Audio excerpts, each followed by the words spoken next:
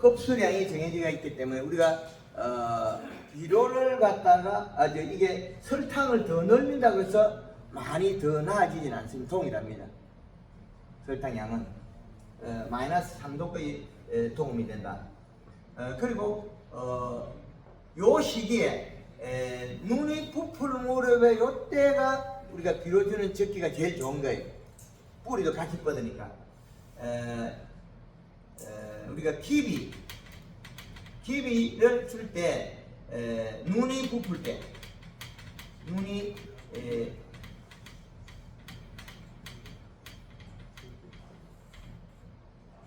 부풀 때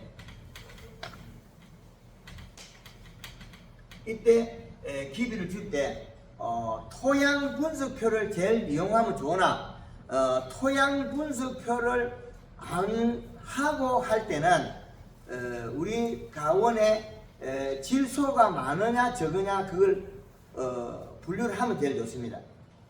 그 좋은데 전년도에 도장지가 되게 많이 나면 그거는 비분이 좀 많은 걸로 여기도 됩니다. 후반기에. 근데 비료하고 과일 크기하고는 그래 똑같지 않아요. 비료를 많이 줬다고 해서 과일이 큰 게 아니고 잎을 크는 동작을 안 해주면 도장지만 많이 나지 과실이 안 크는 경우가 많습니다. 근데 가수원에 가보면 복숭아가 감이 포도가 도장지도 많이 안 나는데 과실만 크는 경우 많이 보실 겁니다. 그 말은 봄수를 잘 키워야 되는데 이때 우리가 비료가 들어가 있어야 그 다음 동작이 일어나는 거예요. 그래서 기비를 주는 건데 토양 분석 결과 인산가리, 칼슘, 마그네슘 과다되어 있으면 그 비료는 안 쓰는 게 제일 좋습니다. 비료가 많은 걸 쓰게 되면 더 나빠지고 오염이 되더라는 거죠. 그래서 우리가 기비를 쓸 때 그 고추 심는 거나 비슷하게 하면 돼요. 우리가 올 코팅 변온에 쓰는 겁니다. 올 코팅 비료는 요게 변온에 사용하는 겁니다. 그런데 이게 32-77이 있어요. 한 번에 척족하는 비료가 요 비료하고 올코팅 비료 32-77가 변온에 심는 거 한 번에 척족 이게 있고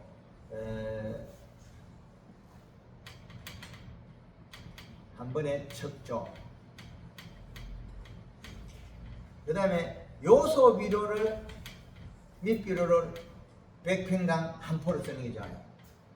요 비료 한 포, 요 비료 한 포. 그러니까 이게 처음에 들어가서 식물이 봄에 갔을 때 잎이 깜실하고 크면 좋거든요.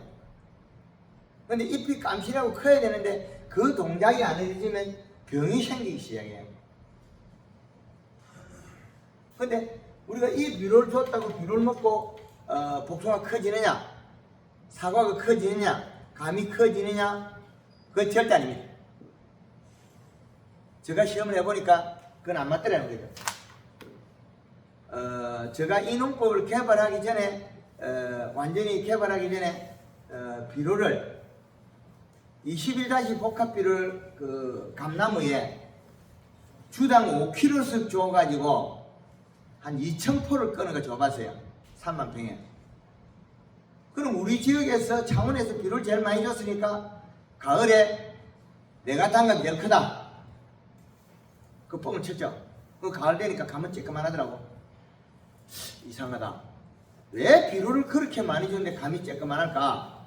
그래서 그때 저 머리로서 간단하게 했죠.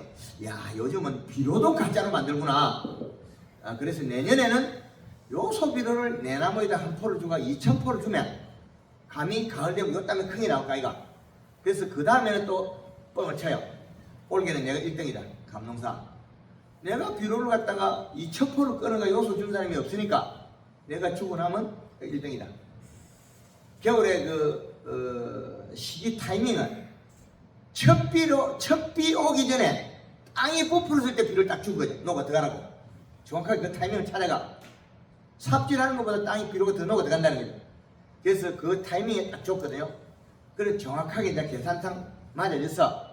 근데 가을에 가는 게 역시나 감은 쬐끄만해요. 도장지만 안 되는 거죠. 그래서 또 연구해가지고 찾은 게 이제 연면시비가 나와요. 그 책자에 보면 3페이지인가 나올 거예요, 그림이.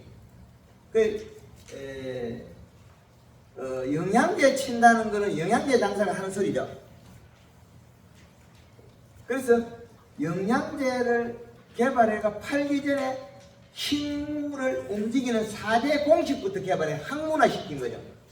그래서 우리가 봄에 목매 시비는 눈을 크게 만들고, 그 다음에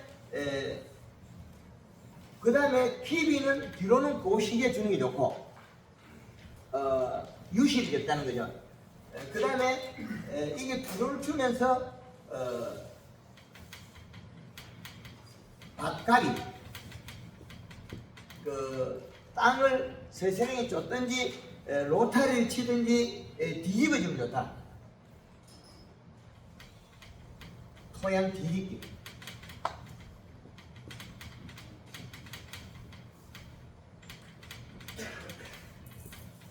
어려운 것만 자꾸 만들어내고 있는데, 이걸 안 하니까 물리성이 안 좋아가지고 비료가 땅에 흡착이 안 되더라는 거예요.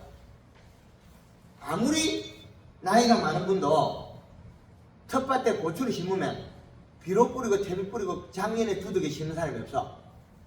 어쩌든지 DB가 심어. 경험으로 다 알고 있다는 거죠. 그런데 가수원에는 우리가 그 1960년대 위에 오면서 시간이 지나면서 안 해도 되더라 하면서 가수원의 땅을 안 뒤집어 주는 경우가 많아요. 그러다가 비료를 써보니까 물리성이 떨어져서 비료가 엄청나게 사용이 많이 되더라는 거죠.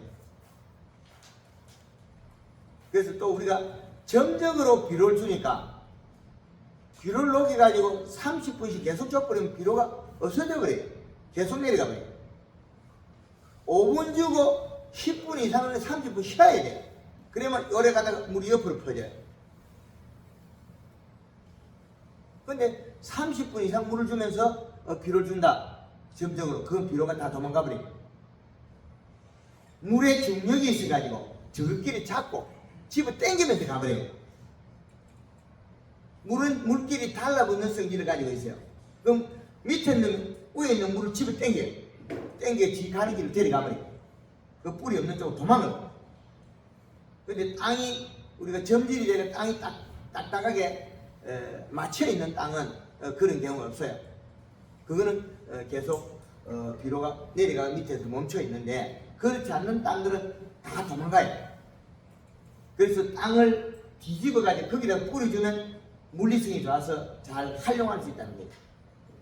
그래서 이 부분이고, 여기까지가 봄에 준비됐으면 이제 잎이 나면 연면시비, 요것이 중요합니다. 이제부터는 실전입니다. 연면시비는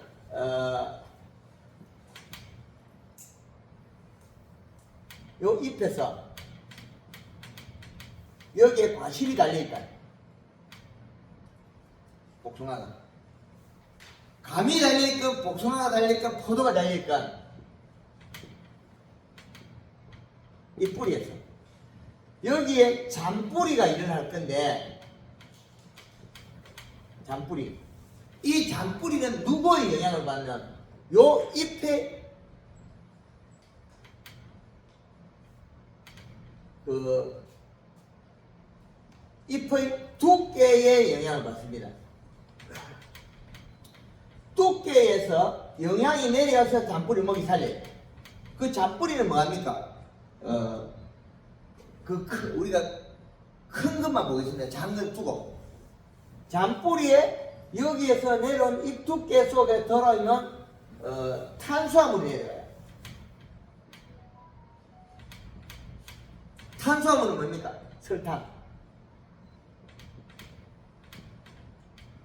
설탕을 먹고 사는 미생물이 있다는 거예요. 여기에서 잔뿌리에서 설탕을 먹고 사는 미생물한테 잎에서 먹이를 주는 거예요. 먹이를 주고 그 영양 힘에 의해서 뿌리에서 더 늘어나고 있어요. 그러면 잔뿌리에서 소화시킨 영양소는 뭐냐? 질소를 소화시켜서 질소, 탄수화물을 소화시켜서 아미노산 단백질을 만들어요. 단백질. 자, 요 단백질이 다시 어디로 갑니까? 돌아온 곳으로 가요. 그럼 도장기 하기 전에 연면실에서 잎이 두꺼우면 두꺼운 쪽으로 찾아가요. 어떻게 찾아가냐? 요놈이 내려올 때 나무 껍질 밑에 오래 살을 찌워놓고 내려왔거든요. 내려오면서 살을 찌워요. 옛날에 우리가 송고기 끄는 거 있죠, 산에. 소나무 송고. 그게 보면 밑에까지하고 위에까지가 맛이 전혀 달라요. 그래서 우리가 송고기 먹을 때는 위에 붉은 놈 탁 잘라가지고 고는 껍질 까가지고 소나무 송고 먹었지. 밑에 가지에 가지가 길고 좋다고 그거 잘라서 먹어요. 그 원인은 잎에서 많이 내려온 것으로 많이 돌아간다는 거죠. 생산한 게.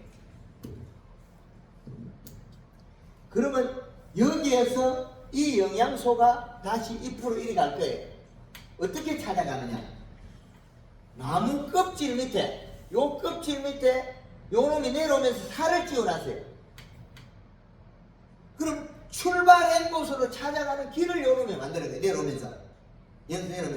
그러면 우리가 초기 연면시비에서 각 부위에 있는 잎을 두껍게 만들어주면 가지가 가늘어도 그 영양소는 자기만큼 내려오는 거예요. 그럼 자기만큼 돌려받을 수 있는 거예요.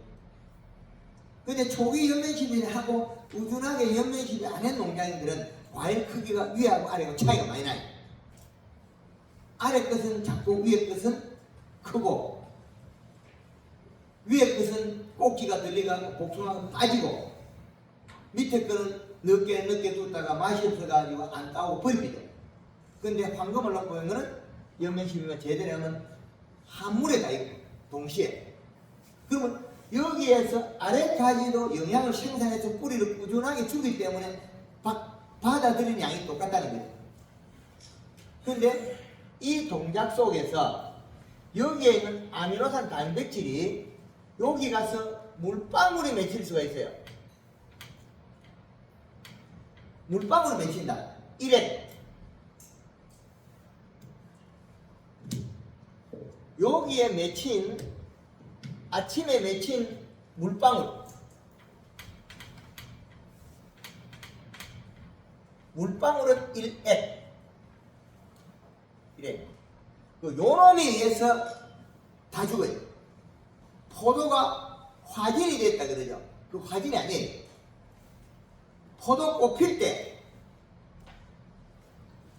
비료가 잎 두께가 얇아서 잎 속에 설탕물이 닿아서 뿌리에 있는 양수분을 가져갔는데 조금 먹다가 못 먹고 싱거워질 것 같으니까 당도가 떨어질 것 같으니까 당도가 떨어지면 뿌리가 설탕해요.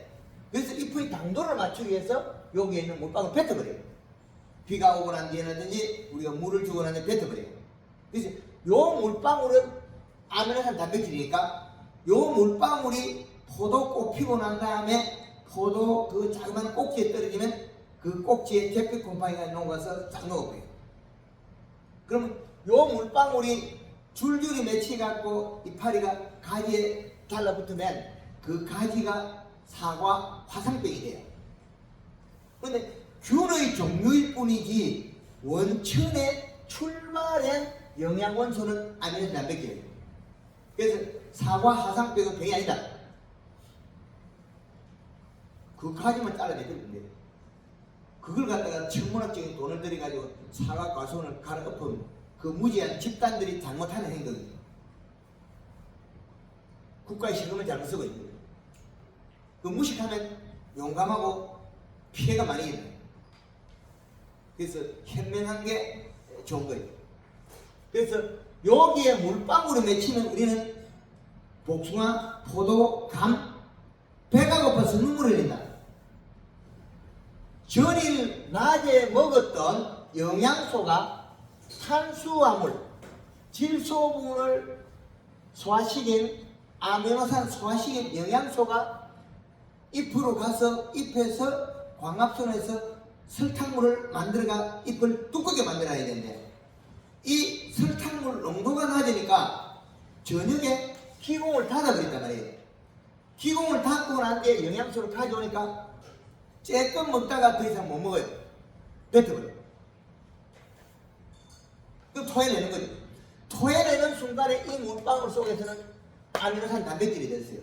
여기에 물방울 속에 들어있는 아미노산 단백질,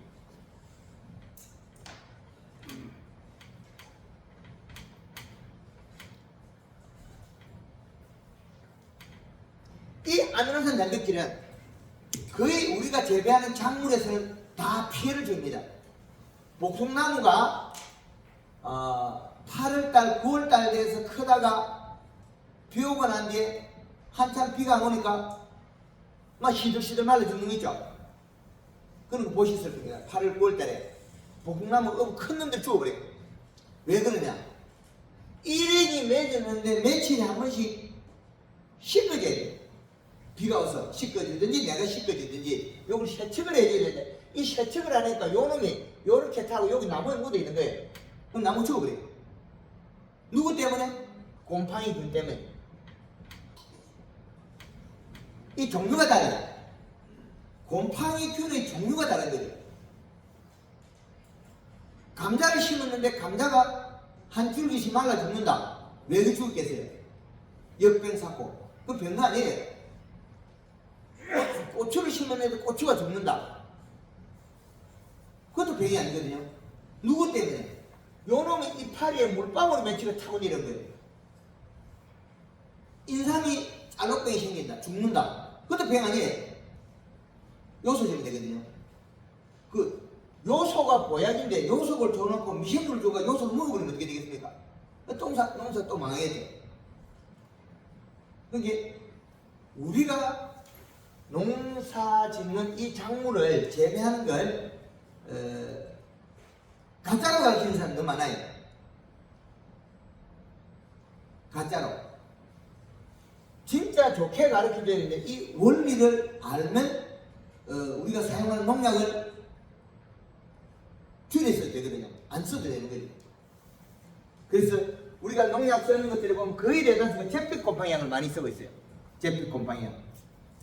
그 잿빛곰팡이약은 어디 때문에 생기느냐? 이파리에서 배가 고파서 눈물을 흘릴 때 일액 속에 있는 아미노산 단백질이 생겨요. 근데 이 아미노산 단백질 다 나쁜 놈이죠. 근데 이게 엄청나게 좋게 만든 게 또 있어요. 산에 송이버섯을 만들었어요. 요 놈이. 소나무에서 배가 고파서 눈물 흘릴 때 아미노산 단백질이 물이 떨어진다. 그 물은 솔잎에 가서 곰팡이가 펴서 송이버섯 균이 그걸 먹고 피어나면 송이버섯이 되죠. 근데 원리만 잘 알면 우리는 활용할 범위가 상당히 높다는 거죠. 근데 산골짜기에서 송이버섯 하고 싶다. 그러면 요소비를 좀 많이 사다 놓고 송이버섯 나무 밑에 가서 송이버섯 난 그 밑에 흙균사체 그걸 좀 많이 갖다가 톱밥하고 섞어가지고 설탕 좀 섞어가지고 비 오는 날 산에 가서 뿌리면 되겠죠. 우리 소나무밭에 뿌려놓고 그때부터 우리 소나무밭에다가 요소비를 좀 자주 주면 되겠죠. 그러면 소나무가 조금 먹다가 배가 고파서 눈물을 자꾸 흘려요. 그럼 그 눈물 속에 나온 게 뭐냐? 아미노 단백질이에요. 그럼 균사체가 만들 수 있는 방법이 송이버섯 만드는 거예요. 근데 여름에 가보면 땅콩이 이파리가 요래도 많이 있잖아요. 땅콩이 요래 오목하게 아니고 요놈은 땅콩이 뿌리에서 혹 박테리아를 이용해서 질소를 만들어 먹어요. 땅콩, 콩가식물들이. 그래서 요놈은 질소를 만들어 먹어도 지가 먹는 양이 부족하거든요. 그 배가 고파서 그렇게 질소로 만들어 먹어도 일액을 많이 내죠. 일액을 만들어서 자꾸 떨어지면 그 옆에 확 뽀얀 곰팡이가 피어요. 뽀얀 곰팡이가 피면서 요 곰팡이도 피고 또 잿빛 곰팡이 종류가 피어가지고 식물이 죽어요. 그리고 잔디도 요소비를 조금 잘 죽어요. 그래서 배가 고픈 양으로 주면 장애가 일어나고 배가 부른 양으로 주면 도움이 되고. 그래서 우리가 요소비를 줬는데 너무나 적게 줘가지고 그 뒤에 배가 고파서 장애가 일어나거든요. 그래서 잎이 두께가 두꺼워져서 요 물방울이 안 맺힐 만큼, 일액이 안 맺힐 만큼 잎을 살을 쪄놔야 되는 거죠. 그래야 되는데 그 비료량은 안 준 거예요. 그래서 봄에 가보면 잎이 큰 잎은 이렇게 오므리가 커요. 잎이 작아지는 잎은 나오자마자 바로 피어버리거든요. 그래서 초기 연면 시비를 해줘서 잎을 키우고 일액을 안 맺을 정도로 자주 해주면 더 좋은데, 봄비가 오는 순간에 잎 속에 영양만큼 성장을 해버려요. 식물이 성장을 하고 나면 잎 속에 영양이 없기 때문에 또 일액을 맺어요. 그 봄에는 연면 시비를 자주 안 하면 잿빛 곰팡이가 필이 오게 되죠. 잎 두께 양만큼 비를 맞으면 성장해버려요. 성장하고 난 다음에 다시 연면 시비를 해서 살을 찌우지 않으면 한 3일 되면 잎이 딱딱하게 굳어버려요. 이제 영양이 없다. 근데 잎 스스로 판단하고 보면 잎 혼자서 낱장 잎 한 장 한 장 다르게 생겨나요. 이파리 가지 하나에 그 이파리 한 장만 살을 찌우면 한 장이 따로 생겨요. 식물은 가지마다 생식과 성장을 기능을 가지기 때문에 굵은 가지라고 해서 영양을 무진장 가져와서 쓰질 않아요. 무진장. 그런데 그 영양소를 많이 가져와서 많이 사용하려면 봄에 연면 시비를 자제해서 잎을 두껍게 해야만 되는데, 이 잎이 두꺼워지면 그 옆에 달라붙어 있는 과실이 세포량이 늘어나요. 과실이 크게 돼 있어요. 그래서 봄에 잎 테두리에 일액을 맺으면 안 좋다. 그 비료가 부족하면 우리가 복숭아 소꼬마로 가면 복숭아 이파리가 요 조그만 데도 노랑노랑하게 떨어지죠. 그런 거 안 보시는가요? 보시죠. 배가 고파서 굶어 죽는 거예요. 그건. 요 조그마한 이파리들이 봄에 생긴 게 있잖아요. 복숭아 딸 때까지 탱탱하게 붙어 있어요. 그 딸 때에서 좀 떨어지는 건 괜찮아요. 그때는 워낙 영양이 많이 들어가니까. 근데 그 잎이, 조그마한 잎이 복숭아 딸 때 떨어진다는 말은 우리가 여기에 부분에 잎 두께가 얇아서 세포량이 적게 만들어지는 거예요. 여기 그 잎의 크기, 잎의 두께가 여기에서 세포량을 결정하거든요. 요 부분에서 요런 일이 벌어져요. 잎의 두께가. 초기 잎 두께가 꽃핀 뒤에 20일, 꽃이 피고 난 뒤에 20일 정도가 세포량이 아주 늘어나는데, 그 시기에 우리가 잎 두께가 얇으면 세포량이 줄어들어요. 그래서 초기에 잎을 두껍게 해서 일액을 안 맺어야만이 잿빛 곰팡이가 안 생겨요. 균이. 그 잿빛 곰팡이는 균이 그 식물을 침투해서 식물 껍질 속이나 어떤 부위를 흘러가는 영양소를 먹어치워요. 그 병들이 무름병, 시드름병, 잘록병, 뭐 이름이 다양하게 있어요. 다양하게. 뭐 고추가 말라 죽었는데 잘라가지고 흰물이 나오면 청고병, 흰물이 안 나오면 역병. 그거 다 뻥이에요. 일액을 안 내주면 병이 안 생기는데.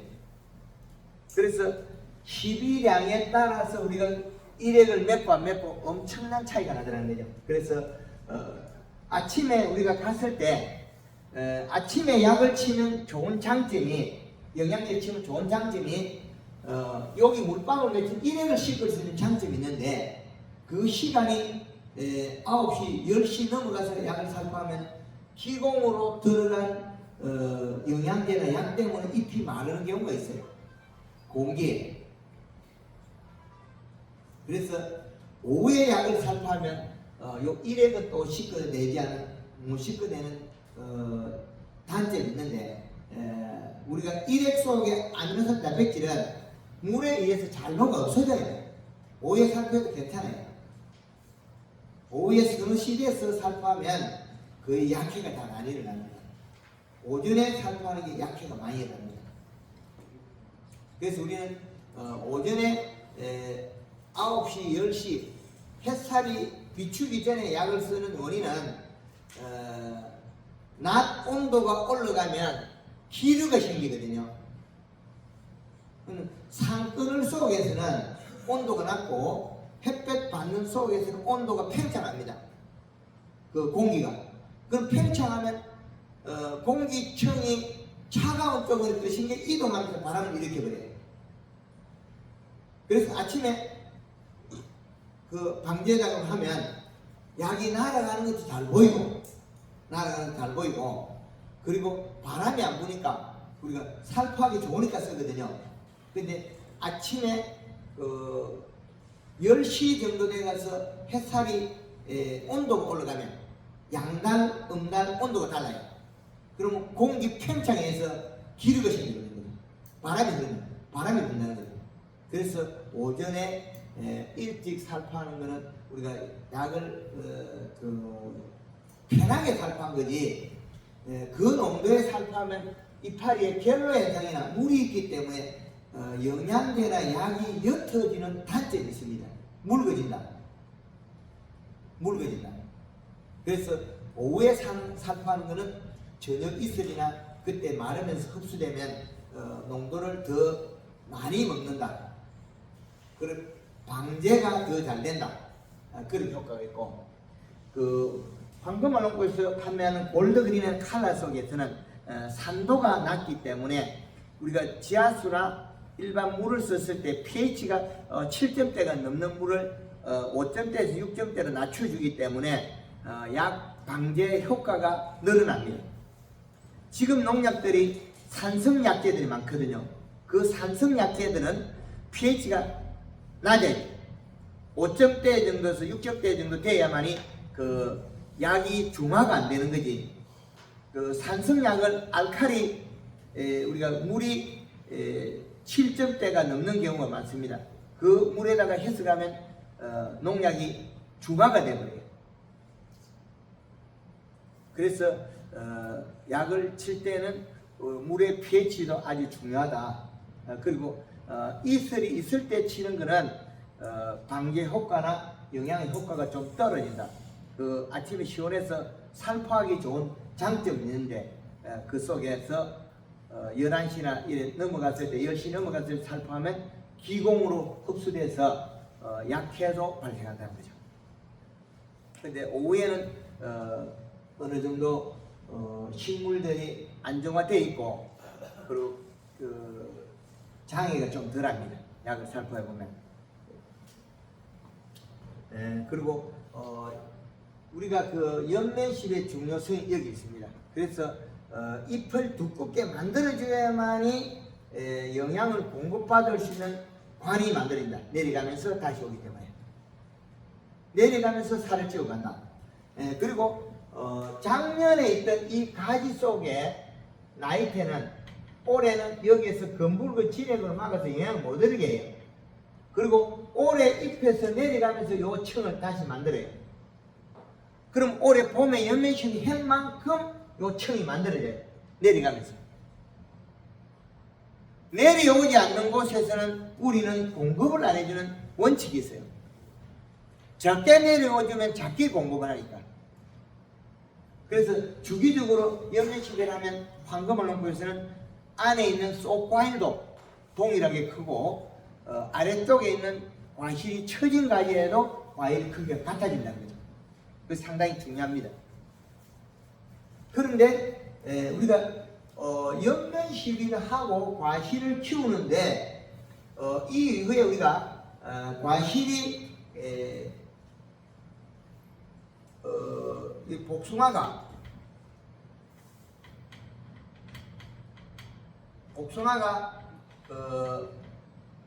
구슬 크기, 그게 매출이 알보다 작을 때 우리 구슬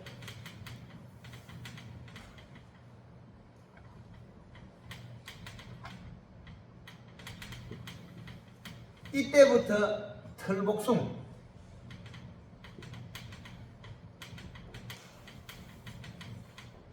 털복숭아는 설탕을 사용하지 마라.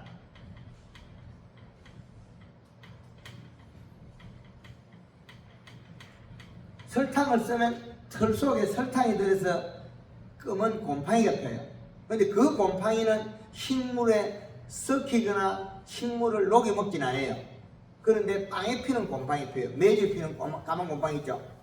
그는 피가지고 그 복숭아가 약간 그 때가 끼가지고 추집어지 산다는. 그래서 봉지 싸고는 사용해야 된다. 봉지 싸고 난 다음에 봉지를 꼭꼭 묶어가지고 설탕이 안 배들어가게 해야 되고 일액이 빼이 들어가면 안 돼요. 복숭아 그 털이 곰팡이가 핀다는 거지. 설탕 곰팡이.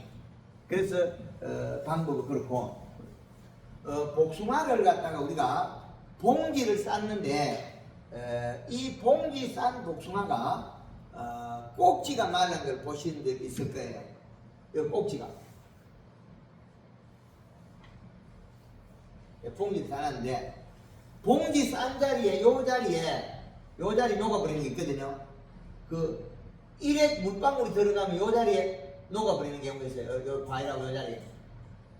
그리고 봉지 안 산 거 돌복숭 같은 거 보면 요 윗자리에 까맣하게 점이 생기고 복숭아 쪼개진 것들이 있어요. 그거는 뭐냐, 비료를 적게줘서 일액이 떨어진 거거든요. 일액 속에 들어있는 아미노산 단백질에 의해서 균이 발생한 거예요. 아미노산 단백질이요. 그래서 우리가 어떤 걸 어떻게 쓰느냐에 따라서 환경이 바뀌어버려요.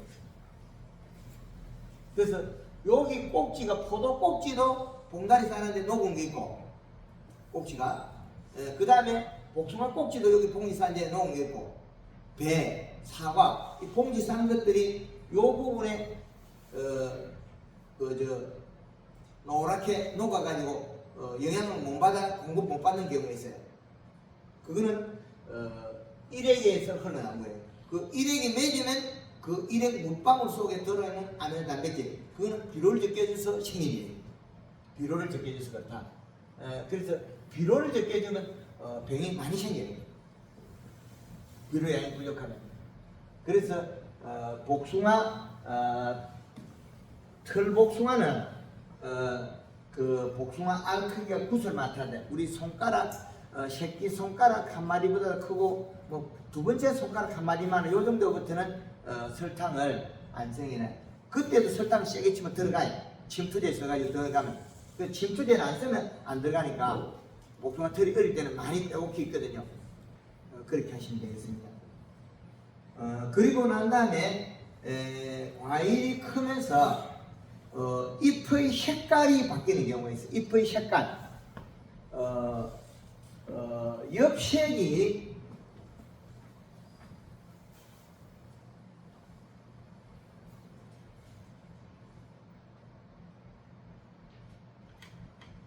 잎이 잘못돼 버렸네. 아쉽거든요.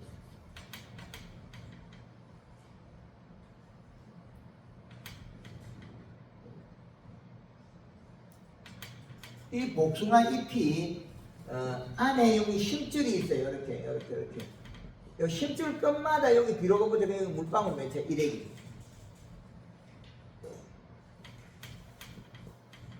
이게 오므려지면 비료가 부족해서 오므려지는 거예요. 오므리지면 안으로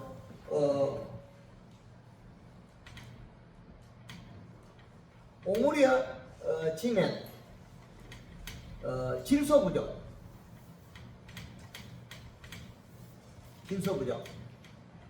그 다음에 그 오므리다 소리는 앞에 두께가 얕다 소리거든요. 그리고 일액을 맺어도 일액이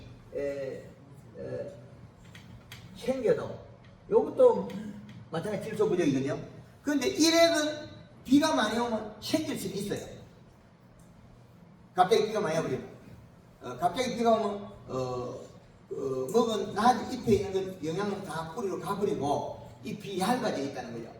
그럴 경우에는 빠른 시간에 잎에 영양을 공급해주고 복구를 시켜주고 그 다음에 일액을 안 뱉게 해줘야 돼요. 그런데 잎의 힘줄 연맥 요거는 안에 있는 요거는 요 부분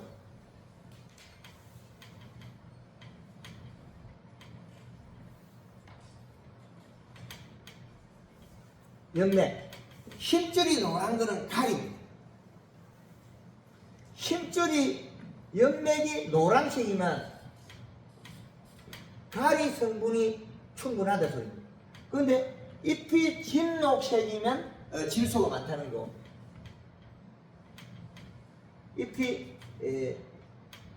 진녹색에 힘줄이 노라면 대박이에요. 진녹색에 힘줄이 노라면 잎이 두껍고 살이대가 펴져 있으면 동작이 빨라져요. 과실이 빨리 깔 수도 있고 열과 발생도 안 하고 비가 와도 장애없이 계속 비가 안 와도 계속 커요. 그런데 여기 반대로 됐다. 잎 두께가 약간 오므려지고 힘줄이 노랗고 일액을 내리면 가리가 많은 거거든요. 질소는 부족하고. 그러면 복숭아가 색이 먼저 나요. 색이 먼저 도는 거는 도로 늦겠다. 비료가 부족해서 안 있겠죠. 그래서 이 파리 한 장을 보고도 앞으로 우리가 복숭아가 크는 과정을 다 알 수 있다는 거죠.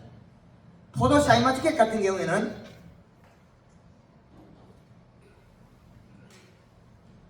기술센터에 가서 미생물을 갖다가 한번 주고 나면 한 방에 좋아져요.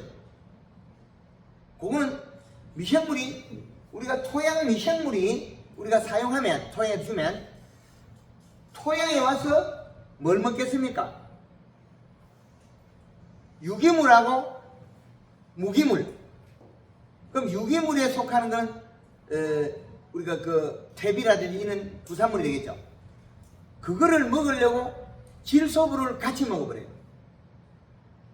그러면 유기물 속에 들어있는 탄수화물도 먹어버려요. 건강 미생물이 먹어야 될 밥을 갖다가 우리가 갖다 줬던 미생물을 먹어버려요. 그러면 식물들이 갑자기 배가 고파서 노랑하게 되고 엄청 나빠지는 경우가 많아요. 그래서 미생물을 우리 토양에 쓸 때는 필히 목적을 정확히 결정하고 사용해야 된다. 그렇지 않으면 도리어 해가 되는 경우가 많다. 해가 되는 경우가 미생물이 보약이 될 때도 있고 해가 될 때도 있다.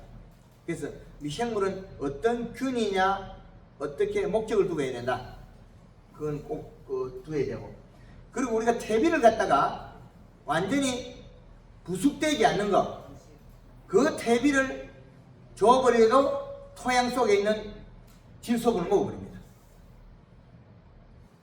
그래서 토양 속에 있는 질소분은 마이너스 전극이기 때문에 이동도 빠르고 달라붙을 데가 없어가지고 줘도 잘 안 달라붙어요. 근데 우리가 사용한 플러스 전극들은 비료가 많아요. 이 플러스 전극을 띈 거는 인산, 가리, 칼슘, 마그네슘. 얘는 플러스 전극이 되어 있어요. 근데 토양에 한번 결합되어 있으면 몇 년이 가도 다 있어요. 그 나무가 청태가 끼인 나무들은 인산가리 과다가 많더라는 거죠. 나무 밑둥에 보면 시퍼렇게 청태 끼죠. 그래서 그런 가원들은 몇 년간 청태 안 낄 때까지 요소만 주면 돼요. 요소 비료만. 그런데 복숭아가 그 비가 오면 물로 빠지는 거 있잖아요. 비가 오면 흘러버리는 거. 그거는 우리가 그 요비를 많이 줬어요. 여러분요. 요놈의 비료를 많이 줘가지고 더위를 타가지고 질소가 없어가지고 더위를 타가지고 작물이 잘못되는 거예요. 더웠어. 그럼 더위를 탄다 소리는 잎 두께가 얇고 수분이 없다 소리거든요. 수분이 없으면 과실 속에 수분과 탄수화물이 없기 때문에 더위를 타서 과실이 세포가 경화가 돼요. 세포가 경화가 되면 복숭아가 색깔이 약간 빨갛게 나고 감이 빨간색이 나고 포도도 색이 나고 안 자라요. 그리고 시간이 더 지나면 세포가 경화돼 가지고 흙이 비대시키면 쪼개져 버려요. 꼭지가 빠져버리고 그 복숭아가 뒤에 대가리 물러지고 그 요소 주면 복숭아가 색깔 좋고 저장력 좋고 맛있고 당도 좋고 보글이 좋고 다 좋아지는데 이놈의 복숭아를 갖다가 여름에 더운데 우리 복숭아 익을 때 야들이 뭐 좀 먹고 살아라. 맛있는 복숭아 따자. NK비를 줘버리거든요. NK비를 줬다면 이 복숭아를 좋은 복숭아 딸 수가 없다. 내가 복숭아를 더워서 일하지 말았고 시켰거든. 그 우리 복숭아에 NK비를 이때까지 줬죠. 복숭아 좀 커갖고 저 며칠이 얼마 좀 더 크면 NK비로 갖다 주자. 갖다 주는 순간에 내 돈 날아간다 하늘로. 복숭아한테 일을 하지 말라고 했으니까 복숭아가 당연히 일 안 하겠죠. 그래서 비료는 플러스 정도의 비료고 마이너스 정도의 비료는 질소. 그럼 질소는 그 저온, 얘는 저온. 요놈들은 고온. 가리는 고온. 그래서 요놈들이 고온성 비료를 우리가 많이 쓰게 되면 과실이 더워서 안 큰다. 그래 이게 저 한국말로 제가 이거 개발하고 나서 이게 하나하나 쳐줘가 푸는 것도 이게 만만찮아요. 이게 한 개 고쳐놓고 놓으면 한 개 또 제가 몰랐던 게 또 튀어나오고 해가지고 이걸 제대로 다 고쳐놓으려니까 이거 얼마만큼 해야 될지 아직 저도 끝을 안 보입니다. 그런데 작년에 요소비를 준 복숭아가 훨씬 당도가 있고 보그릇도 좋고 물러지지 않는다. 복숭아 따놓고 우리 차 트럭에 앞에 그 밑에 그 발 있는 데 있죠. 그늘에 거기 일주일을 싣고 다니도 복숭아가 말라서 말라지 안 물러져요. 우리가 복숭아가 물러지는 거는 뭐가 많아서 그래? 고온성 비료가 많아서 그래. 가리 성분이 많아서 복숭아가 물러져요. 그 저온성 비료가 많으면 안 물러져요. 그 공기에 저온성 비료 있어야 돼요. 고온성에. 근데 고온성에 고온성 비료 줘서 그렇다. 그래서 또 비료를 보면 우리가 그 21-17 비료를 주면 우리는 질소가 많다. 요거는 질소가 적어서 사용하면 안 되는 비료예요. 요놈이 암모니아 가스가 30% 없어지면 14.7이에요. 그러면 14.7의 비료와 17을 쓰고 있는 거죠.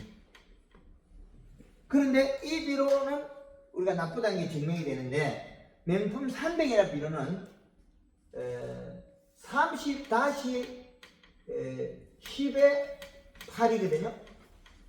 이 비료를 쓰는 것 같으면 여기 가스가 빠지면 얼마가 남냐면 21%가 남아요. 그럼 21-10의 8이 되니까 이거는 해가 적어요. 조금 덜해요.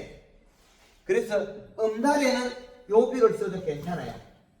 양달에는 요소 써야 되고, 양달에는 더위를 더 많이 타니까 요소를 먹어야 되고, 음달에는 요거 써도 오후 한 3시에서 산거들이 오면 요거 써도 복숭아가 잘 크고 괜찮아요.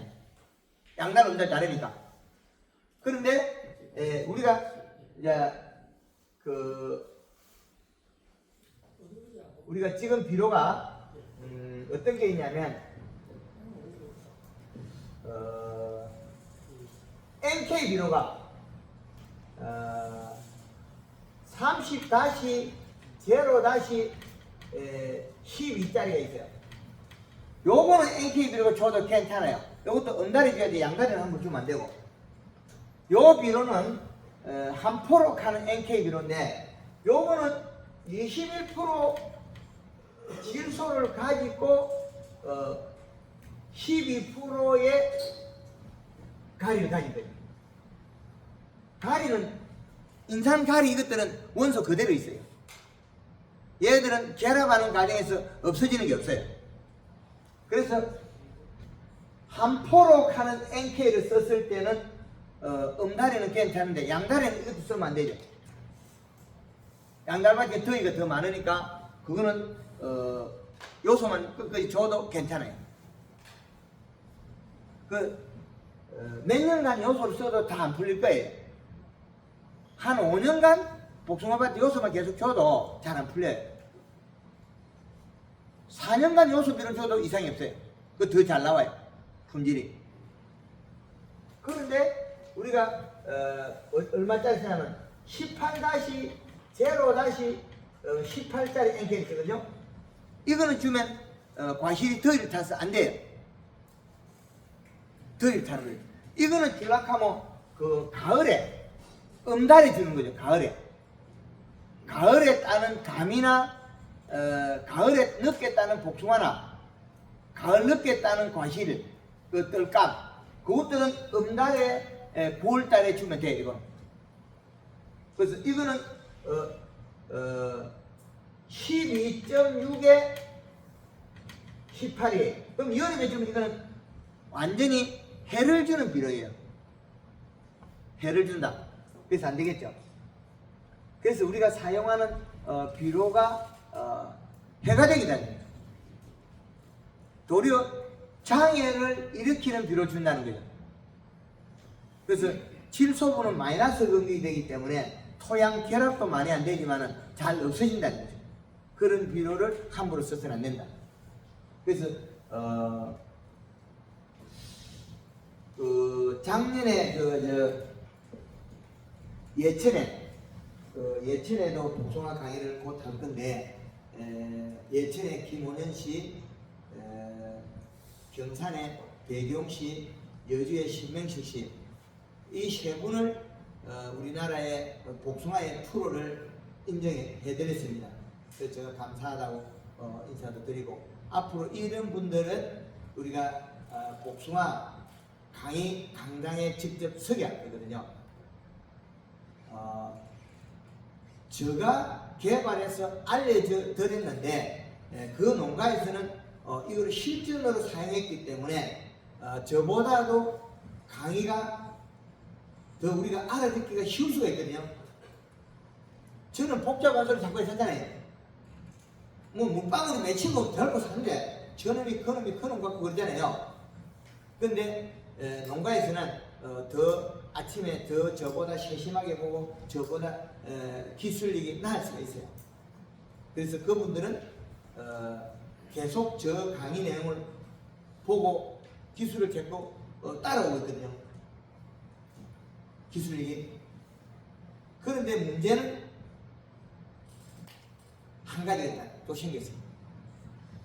다 가르쳐주고 다 배웠다 그러니까 모른다 그래요. 이미 다 가르치고 다 배우고 이제 그분들은 눈을 감으면 저하고 똑같은 생각으로 행동을 하는데 다 배우고 나니까 모른다 그래요. 이게 제일 큰 일이에요. 겸손이지. 그래서 이제 아니다. 꼭 하시라. 그런 말 하는 거죠. 21-17 그거요. 네. 자두에 저거를 써갖고 이야기하는 거니까. 누가요? 저걸 쓰면은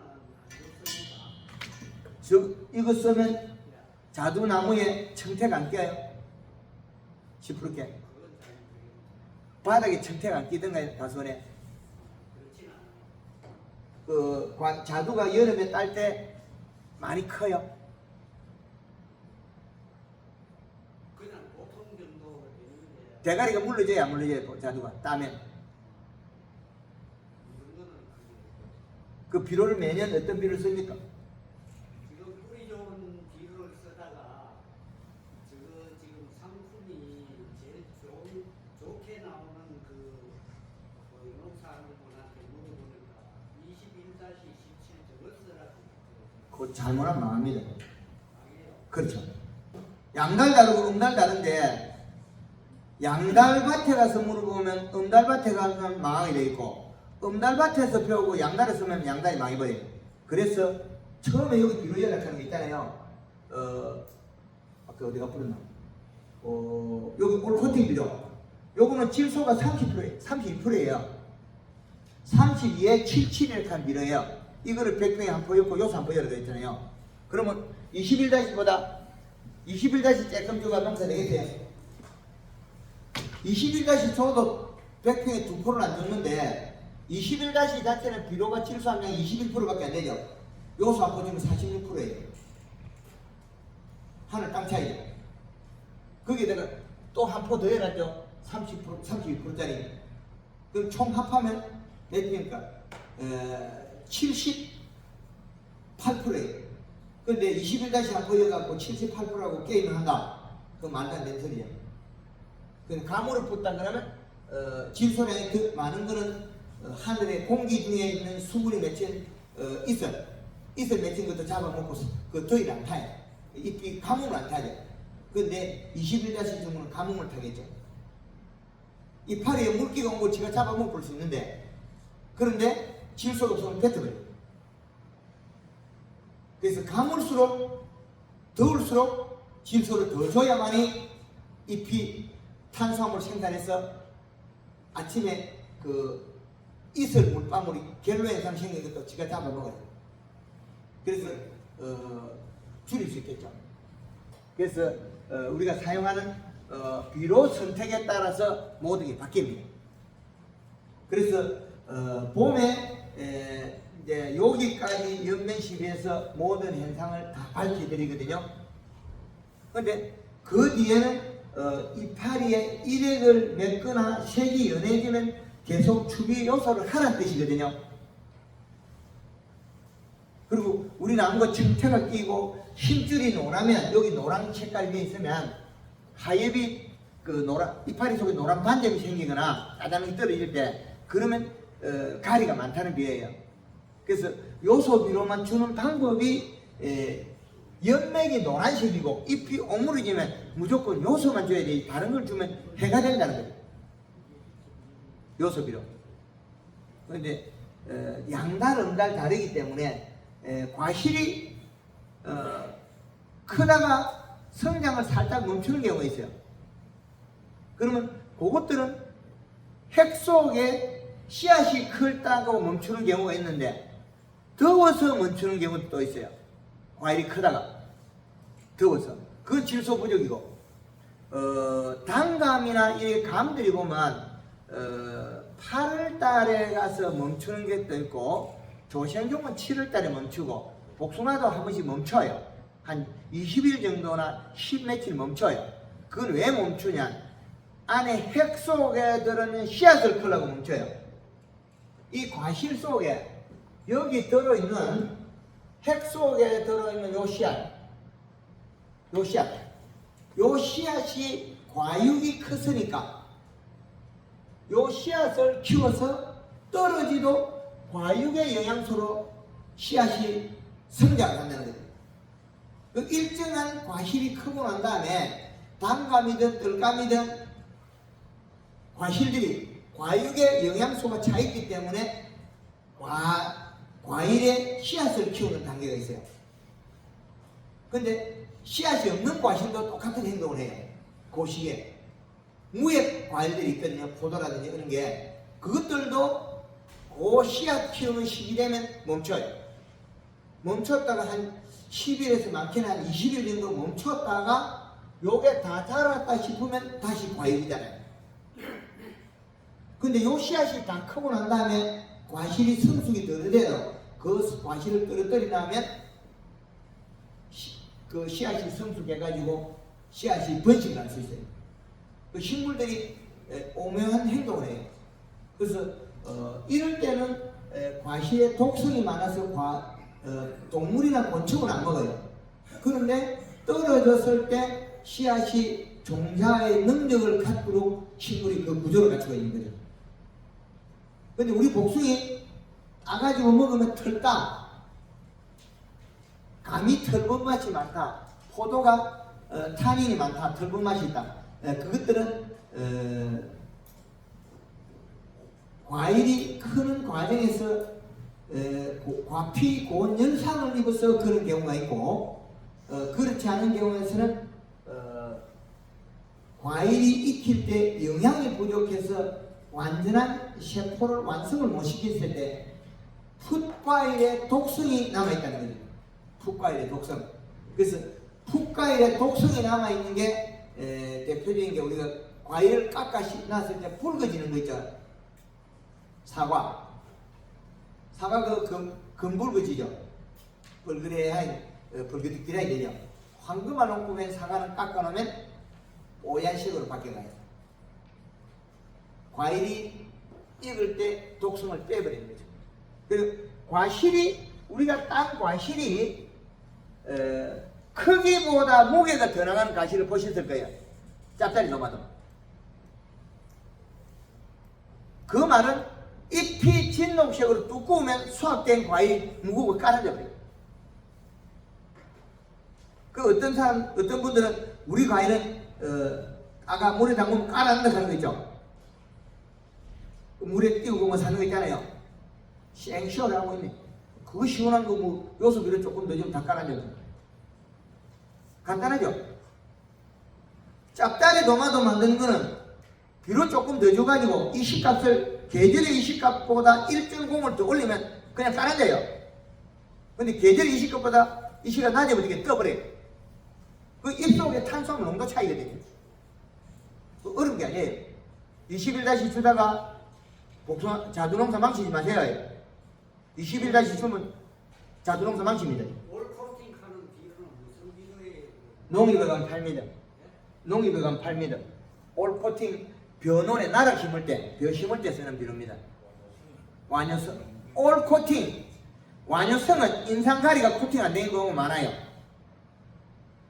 고추 심을 때 올코팅을 쓰냐 완효성을 쓰냐 두 가지 차이거든요. 올코팅 비료는 30에서 32% 질소가 들었고 인상가리가 다 코팅이 됐고 가격이 비싸고, 근데 완효성 비료는 18%에서 22%밖에 안 되거든요. 근데 인상가리가 코팅 안 된 경우가 많아요. 약쟁이들이 비싸게 팔아먹으려고 하면 꼭 이름을 딱딱 맡겨줘요. 이 비료를 비싸게 팔아먹으려고 하니까 우리 거는 올 코팅이 됐다. 완효성 비료는 인상가리는 코팅 안 하고 요소만 질소만 코팅했다니. 그래서 완효성. 근데 완효성이 조금 섞어놓고 섞겠다고, 한 개 섞어놓고 섞겠다 하는 명품 300. 명품 300은 요소 열알 중에 한 개만 코팅돼서 9개 요소고 한 개는 코팅된 요소. 그 가격이 싸죠. 근데 어떤 게 가격이 싸면 그 비료 회사에 전화해서 물어봐야 돼요. 안 물어보면 우리 쏘가. 그러니까 물건을 모르면 돈을 더 주러 가는 말 있잖아요, 어른들이. 그 다 속이진 않는다. 그런데 우리가 정보를 배우는 거 있잖아요. 저를 갖다가 여기다가 갖다 세웠지 않습니까? 강사료를 비싸게 줘야 강의 내용이 좋겠느냐? 강사료를 한 푼도 안 줘 황금을 놓고 대표로 세우는 게 낫냐? 그 차이는 여러분들 선택해야 됩니다. 강사를 주면 안 가요. 돈 많은 사람들 저기 알아서 해요. 그래서 저희 사무실에 강의할 때는 강원도 천안에서도 강의들을 참가해 옵니다. 그리고 그분들은 와서 거의 대다수 감사하다고 인사를 해요.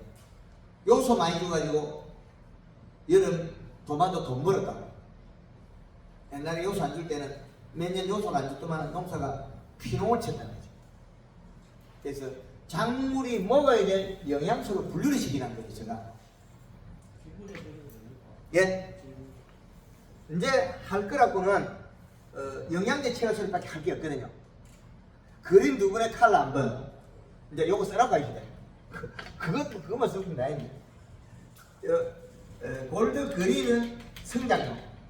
그림 두 번에 칼라 한 번. 요거는 성장 과정에서 사용하는 거고, 여기에서 설탕은 1.5 내지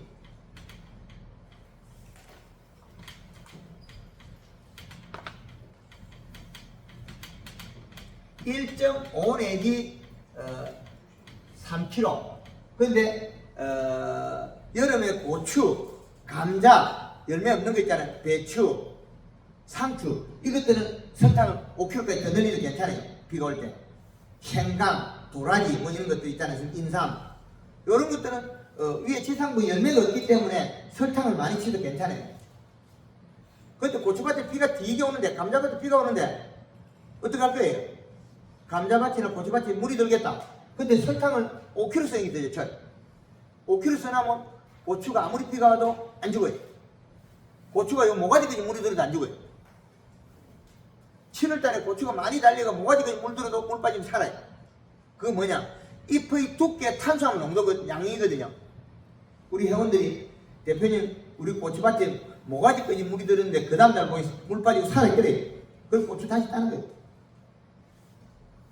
그래서 설탕량은 그 온도에 따라서 절간이 짧아지고 넓어지고 하는 이런 역할도 하고 여러 가지 역할을 합니다. 식물이 잎 속에 탄수화물이 많으면 이렇게 길게 안 커요. 그 비료가 작아 탄수화물 부족하면 바지가 쭉쭉 늘어지고 고추가 키가 커요. 감자도 키가 크는 게 비료가 작아서 크고, 고추도 키가 크는 게 비료가 작아서 크고, 마늘도 비료 작게 되면 키가 크고, 양파도 비료 작게 되면 키가 크고, 이런 비료만 작게 되면 키가 커요.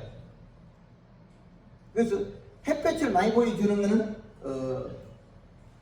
자꾸 많이 빨아먹고 수분을 증발시키는 소리거든요.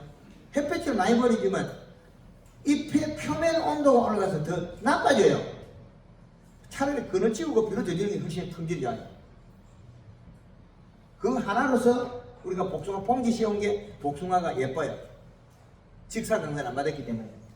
그래서 설탕량은 때로는 5kg를 써도 괜찮다. 근데 이거는 봄에 쓸 때 하고 영양량이, 봄에 쓸 때는 여기 2리터가 되고 설탕이 5kg가 있어요. 목매십에는. 그 냉해가 있을 때도 이렇게 도움이 되는데 이렇게 하라고 했거든요. 그런데 여름에 쓰는 거는 1.5리터에 이렇게 쓰라는 거예요. 영양제 1.5리터.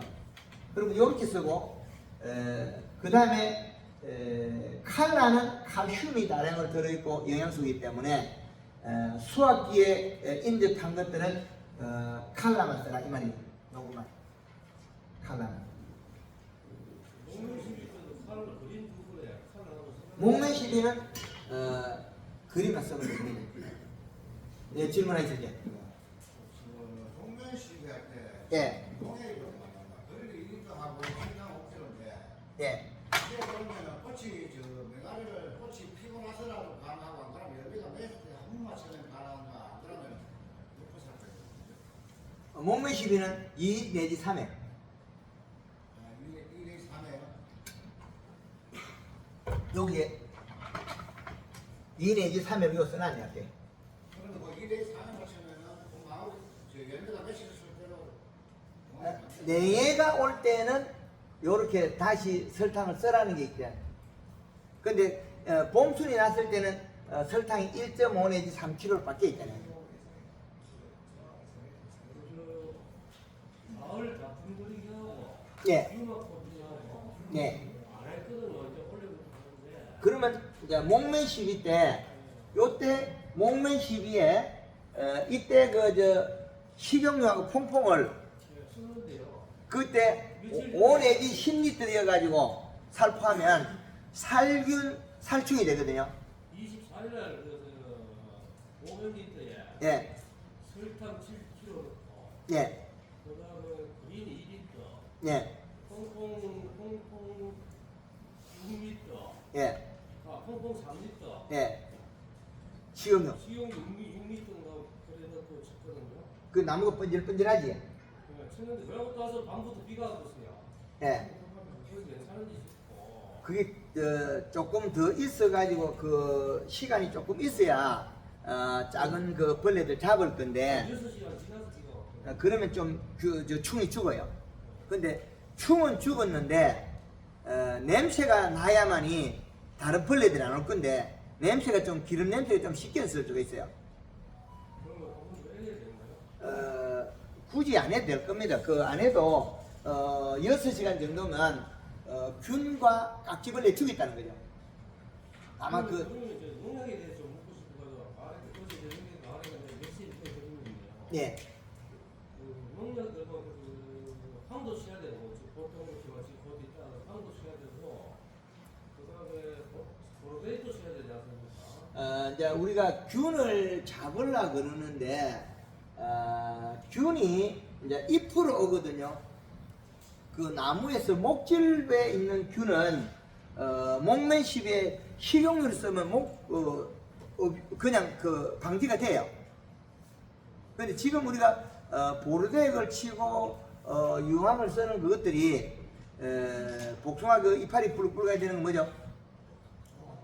예, 응애잖아요. 응애 종류죠, 그게. 문둥이처럼 병 생기는 거. 그거 하고 또 그 산딸기 이파리 뿔뿔해지는 거 있잖아요. 예, 그것들도 목맨십에 식용유 치면 그거 없어요. 그 겨울에 유막 코팅하고 봄에 목맨십에 한번 해주면 그 방제가 싹 돼요. 유목 코팅을 뭐 했습니까? 예, 그래서 지금 봄에 헹금에도 거의 방제가 될 건데 유황이나 석회보로도 한 가지면 되겠네요. 자꾸 약을 살포한다고 해서 뭐 도움 되는 건 아닙니다. 그러면 수지 현상이 많이 나타났습니까? 수지 현상은 병이 아니고 비로제에서 배워보세요. 그 밑에 방울 치는 거 아무 도움이 안 된다. 수지 현상은 일액을 맺어서 아까 이거 죽는 거 이야기하는 그거예요.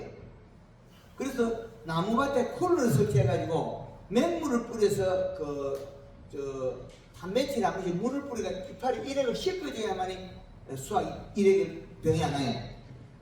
수지병은 별개예요. 그래서 복숭나무 아까 죽는다 그랬죠. 이 큰 나무도 이파리 일액 매제가 쭉 타고내면 죽어요. 근데 요 가지에다가 접붙이려고 비닐을 딱 감아놨거든요. 근데 나무가 싹 다 죽는데 거기서 비닐 감았는데 안 죽어요. 그리고 뿌리도 안 죽어요. 뿌리는 굶어 죽는 거지 뿌리도 안 죽어요. 요거 수지병이 왔을 때 빨리 요거 이파리 쉐드자 죽는다고 탁 삐고 뿌리 순 올라와요. 그 올라와도 그 큰 나무에서 복숭아나무 도움이 안 되기 때문에 그 방법을 안 하는 거지. 거기에서 가지를 만들어도 이게 중심이 잘 썩어버리거든요. 술보다도 자꾸가 심하더라고요. 가지를 씌워놔서 그렇잖아요. 가지 눕혀버리면 그 수지 그 일액에 의해서 이름을 잘못 지나는 거죠.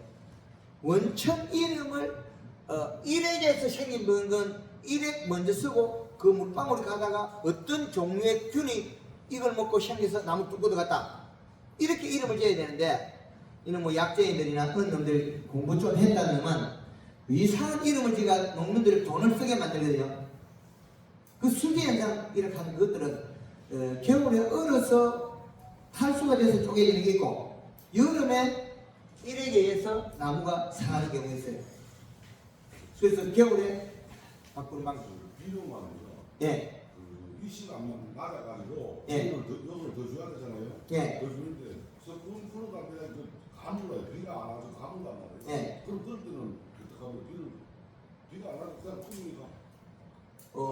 주는 수밖에 없어요. 줘야죠. 일단은 줘야 되는데 그 비료를 우리가 그 밭에 그보다 먼저 코팅 비료들을 줘가지고 우리 밭에 이런 현상이 일어난 데는 알고 있잖아요. 다리가 막기 때문에 고치비를 안 쓰거든요. 요거는 어쩔 수 없으면 이 정도는 써야 돼. 다른 비료가 없으니까. 30에 77 정도는 안 되면 써야 돼. 인산가리가 많아도 근데 비료를 줄 수가 없잖아요. 그 땅에. 요소 먹는 거. 그럼 요소를 주면 괜찮은데, 요소를 주가지고 그 중간에 가뭄에 줄 시간이 없을 때는 요 비료를, 봄에는 어느 정도 비가 오니까 요 비를 주라 그러잖아요. 그럼 추비로서는 요소를 입히해 주라면, 이 시간 안 맞으니까 예. 2.0이 나와야 될 거 아닙니까? 이제 이 시값에서 이제 공부를 해보면, 나와야 되는데 안 나왔을 시에는 지금 이 시하고 생육 중에 이제 여름 이 시하고 달라요. 봄 이 시하고 여름 이 시하고 다르고 그 요소만 주면 또 이 시값이 또 100%안 잡히더라고요. 그 요소는 문제가. 한번 보겠습니다. 이 가뭄 때 습불풀도 안 되고 비가 올 때 주는 게 제일 좋은데 가뭄도 안 돼. 지금 가뭄 때 여름에는 늘 가뭄도 안 되니까 그래서 습불풀도 안 되니까 무조건 그래서 우리 누워가지고 효과가 있는 거 아니야? 그 전에 이 시값을 맞춰놔야 돼. 가뭄 이전에 그렇죠. 그럼 어쩔 수 없이 이거 코팅 비료를 써야 되네. 그것 때문에 그것도 좀 문제가 돼요.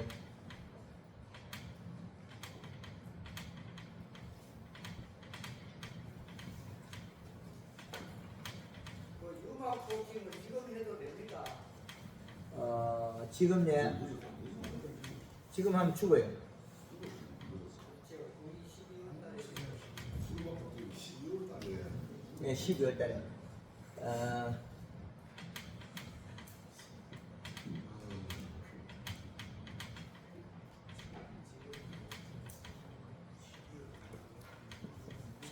이 달력을 만들었는데 12월 달, 12달. 이 계절마다 우리가 재배되는 복숭아는 6월 15일부터 8월 15일까지 여름을 맞이해요, 이 고온. 그러면 9월 15일부터 11월 15일까지 가을. 그러면 겨울은 12월 달부터 2월 15일까지 겨울. 그럼 겨울 끝나버리거든요. 그러면 3월 15일부터 5월 15일까지 봄. 그럼 여기에서 비료값이 다르다는 거예요. 비료량이. 왜 그러냐면 그 시간에 햇볕 양에서 잎이 빨아들여서 안전한 위치를 찾아놨는데 이게 100% 맞을 수는 없어요. 양단음들 다르고 비료 성분에 따라 다르고 그렇기나 말기나 어느 정도 기준을 찾아놨다는 거죠. 농업에 비료 주러 가면 비료 기준값이 없지 않습니까? 비료를 뭘 줘야 되는지 어떻게 해야 되는지 그 비료의 기준값이 없기 때문에 전국을 돌면서 황금원에서는 사계절 이시값을 개발해낸 거예요. 그래서 우리나라의 농업에 활용할 수 있도록 겨울에는 이시값이 2.7 근데 2.7에다가 짭짜리 도마다 오면 1.0을 더 올려서 3.7을 재배해야 되면 얼마나 짭짜리 도마다가 나와요. 2.7을 하면 도마다 왕도마다가 되고요. 커버래.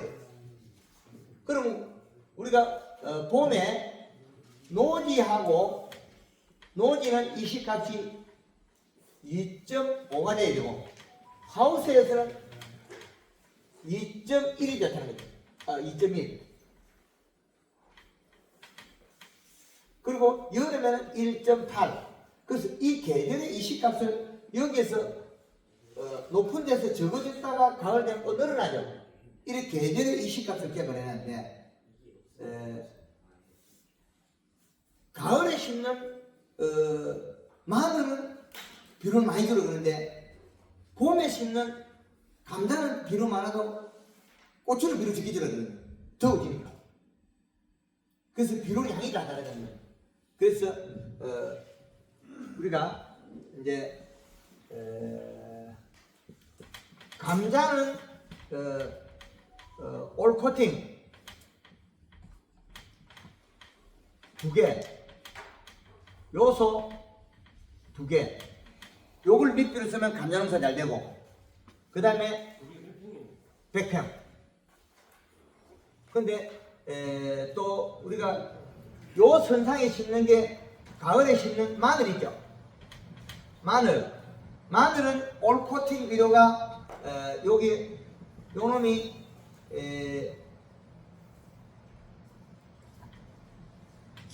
올 코팅이 3개에서 5개까지. 그리고 요소는 한 포에서 2포까지. 그 다음에 가을에 심는 양파. 양파는 올 코팅 비료가 2포에서 3포를 주고, 요소는 한 포 정도 주고. 그리고 요런 걸 줬다고 해서 가을 추비 또 들어가야 돼. 이렇게 맺으면. 근데 요것들이 비료를 적게 주면 고자리 파리가 생겨요. 고자리 파리가 왜 생기냐면, 일액이 맺어가지고 물방울이 타고 뿌리로 가가지고 뿌리가 녹으니까 썩은 냄새가 나니까 고자리 파리를 깎는 거죠. 그럼 고자리 파리 약은 사용해도 그만, 안 해도 똑같아요. 그런데 사용하면 인건비대로 돈 들어져. 고자리 파리 약은 팔아먹으면 안 된다. 썩을 놈들이. 농민들 피해주는 놈. 고자리 파리 약을 뿌리라고 책에 써놓으면 농민들 피해주는 놈들이 피해가 일어나니까 돈 냈을 그 돈을 가지고 비료주가 마늘을 더 키우고 양파를 키워야지. 일액을 맺으면 어떤 부위에 가서 병이 생기거든요. 그 다음에 고추를 심으면 올 코팅 비료 한 포에 요소 한 포. 그러면 요거 기준에서 우리가 기본적으로 과수에 써도 다 된다는 거예요. 그러니까 비료를 먼저 많이 먹는 게 비료가 늘어나 있어요. 감자는 저온성에다가 빨리 심고 뿌리가 빨리 나고 비료 많이 먹어요. 그거 많이 줘야 돼. 그리고 요것도 감자 추비 요소 한 2포 더 줘야 돼. 그러면 감자가 100평당 20kg 이상 나와요. 그래서 이런 기준을 만들어 써야 돼요. 그래서 올 코팅 비료 이게 상당히 중요하거든요. 그래서 안 녹고 질소가 들어가 있다는 거예요. 그리고 고추의 여름에 추비는 요소 줘야 되지, NK 주면 고추 다 꼬부러져 버립니다. 구멍 떨어져가 고추에 비료 주지 마라. 절대로. 구멍 뚫어가 비료 주지 마라. 헛골에다가 첫 비료는 고추가 주렁주렁 달렸을 때 키가 크거나 이파리 커지면 그때 헛골에 요소 한 포 주면 된다. 감자도 첫 비료 이파리가 한 뼘 정도는 커가지고 이파리가 색이 좀 연하면 감자 헛골에 100평당 요소 한 포 주고, 그 다음에 두 번째, 세 번째 줄 때는 한 10kg씩 낮추고 주는 게 낫다. 고추에도 처음에는 100평에 첫 비료 줄 때는 요소 한 포 주고, 그 다음부터는 헛골에 100평에 10kg 정도는 낫다. 그래서 비료량에 따라서 소화식에서 생산물이 나오는 게 비료다. 그리고 양파에 추비 줄 때 NK 주면 양파 저장이 안 된다. 요소 줘야 저장이 안 된다. 양파 사다 놓으면 썩는 거 있죠? 먹다가 썩고 집에 말라도 썩어버리는 건 다 NK 비료 줘서 그렇습니다. 그 마늘도 NK 비료 준 것들은 저장하면 다 썩어버려요.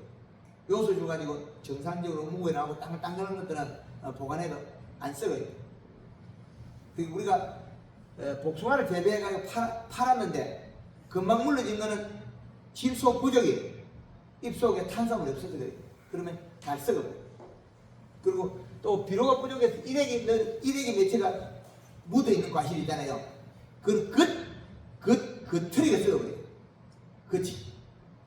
그래서 산딸기 같은 거 사다 놓으면 곰팡이 피는 거, 하우스 딸기, 밭딸기 사다 놓으면 곰팡이 피는 거 끄면 그것들은 다 일액에 의해서 아미노산 단백질이 묻어있기 때문에 잿빛 곰팡이가 발생한다. 그런 과정입니다. 비료를 줄 때 말이야, 뿌리는 거하고 관주, 스프링클러, 미니 스프링클러. 아까 관주는 이야기했지. 5분 주고 쉬어야 되는데 비율. 관주를 계속 주면 가쁜데.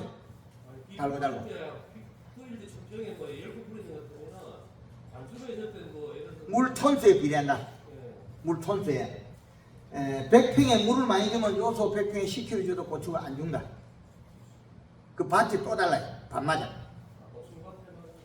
복숭밭에 그 쿨러는 괜찮은데 점적으로 죽으면 비료 다 도망가 버립니다. 요렇게 뿌려도 그 괜찮은데 요렇게 주고 있으면 어떻게 돼요? 물의 중력에 의해서 지가 달고 가버린다. 물길 안 돼 다 가버려. 5분 주고 쉬어야지. 뿌릴 때 뿌리는 거하고 쿨러. 비료가 적게 들어가지 않습니까? 그렇죠. 그런데 그거는 자주 줘야 되는 게 있잖아요. 100평에 한 노지 복숭아 같은 경우는 100평에 한 10kg 정도 녹여 줘도 괜찮아요. 100평에. 근데 비료를 바로 뿌리나면 비가 작게 오면 가스가 나오고 이파리 마르게 돼요. 노지에도 이파리 마릅니다. 비료 가스, 아모니 가스 때문에 그런 경우가 있다. 그래서 비료는 정말 좋은 무기물 원소인데 요 놈이 그 식물에 미치는 엄청 크다는 거죠. 이 계절의 이 시값에 토양 수분은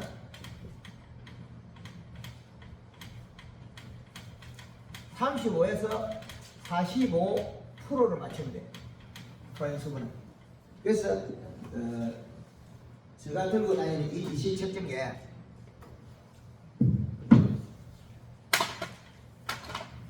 요 이시 측정기를 가지고 키고 난 다음에 여기 제로제로 나와요. 그러면 요 센서에다가 제가 센서 봉을 잡고 요 측정을 누르면 요 금방 측정이 됩니다. 그럼 뭐 5초 남짓 되면 측정이 되는데 저 손에 촉촉하니 수분이 촉촉하니까 수분이 99.9, 99.9 그리고 이 시가 0.99가 나와요. 그리고 온도는 이 실내 온도이기 때문에 23도가 나와요. 그래서 측정을 했을 때 측정기는 전체 종합을 측정하는 거지 질소를 측정한다, 인산을 측정한다면 별개예요. 아니답니다. 그래서 요 측정을 하는 건 내가 준 비료가 있기 때문에 그 비료를 검사하고 있는 거죠. 내가 줬던 비료. 그래서 그 비료를 내가 사용한 비료를 준다. 그래서 요소는 금방 주면 측정이 안 됩니다. 요소 비료는. 암모니아 태질소는 중성이다. 그럼 여기에 검사가 안 돼요. 그러면 언제 되느냐? 여기 토양에 가서 비료 가스, 암모니아 가스가 나가고 질 상태로 토양에 결합됐을 때만에 전기 전도가 나와요. 우리 며칠 정도 됩니다. 비료 뿌리고 나서 그러면 거기 며칠째 주면 돼요? 온도에 따라서 다르고 그래도 한 2, 3일 정도 가야 돼요. 3일. 예, 3일에서 다 달라요, 밤마다. 온도에 따르고 밤마다 다르더라. 그래서 우리가 비료 뿌리고 일주일 있다가 측정하면은 맞겠네. 예, 비료 뿌리고 예. 요소 뿌리고 예, 일주일 있다가 측정을 하면은 어느 정도에 맞아 나가겠네. 일주일이면 고추밭에는 다 먹어버리고 있어요. 노지 고추에 그 비료 뿌리고 일주일 되면 다 먹고 없어요. 하루에 100평에 1kg씩 먹히는데 다 먹고 먹다. 그렇죠. 일주일 있으면 늦어서 다 먹기 없어요. 마늘밭에도 연면시비하고 잎을 두껍게 만들어놔면 하루에 요소 1kg씩 0.02씩 없어져요. 그래서 이걸 갖다가 복숭아 같은 경우는 뿌리가 많이 없으니까 다 못 먹어요. 근데 이제 제가 왜냐면 마늘밭에 예. 100평에 한 포스를 뿌렸어요. 근데 그거는 연면시비가 잎이 두꺼우면 연면시비 하는 농가들은 조사를 해보니까 비료를 뿌리고 봄비를 뿌리고 1.8이 나갔어요. 이 시가. 그러면 7일 뒤에도 1.8. 그 다음에 또 15일 뒤에도 이게 안 없어져요. 일주일 되니까 아예 없더라니까 이거. 그 연면시비 그 이야기하는 그거예요. 그리고 토양에 따라서 또 안 되는 경우도 있고 토양에 대해서 사질까지 내려가는 경우도 있고 그래서 이 시값이 1.8을 맞춰놨는데 창녕에서 찰당 점질당 1.8인데 7일 뒤에 재봐도 1.8이에요. 그 다음에 다시 15일 뒤에도 1.8이에요. 근데 황금을 하고 연면시비하고 마늘 잎이 두꺼우니까 며칠 만에 그 일주일이 안 가서 0.4 정도 없어져요. 4월 만에 0.4씩 먹어요. 한 하루에 그 얼마씩 먹냐면 100평에 1kg면 0.02 정도 먹거든요. 근데 이것마저도 마늘이 빼곡해서 이게 더 먹더라는 거예요. 그 뿌리가 활성화되면 더 빨리 먹어요. 예. 그 지금 비료 줬던 게 100평에 얼마를 줬죠? 마늘의 비료? 100평 한 포에? 지금 현재가 종기 양이 예. 심고 나서 예. 한 4포 지금 4포에 심을 때 몇 포 들어갔죠? 심을 때는 많은 2포 2포에 어떤 비료 들어갔죠? 요소하고 복합은 21가지 21다시 한 포, 21가지 하나 요소 하나 21다시 한 개 요소 하나 이래 들어갔죠? 그렇지. 예, 그러면 이 비료 가지고 가을 비료는요? 가을 비료 요소를 예, 한 2포 정도 주십시오. 100평에 예.